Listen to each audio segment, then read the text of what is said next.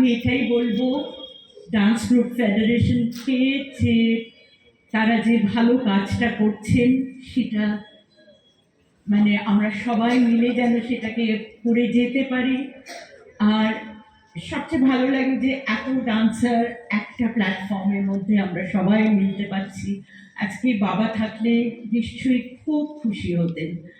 আর যেটা একটু আগে চন্দ্রোদয় যেটা বললেন যে উদয় শঙ্কর ডান্স স্টাইলটা এখন শুধু ক্রিয়েটিভ ডান্স স্টাইল বলে সেটা যদি বলা হয় সেটা একটু ভুল হবে, কারণ এটা সত্যি একটা আলাদা নৃত্যশৈলী, এটা একেবারেই আলাদা, এটা অত্যন্ত ক্রিয়েটিভ।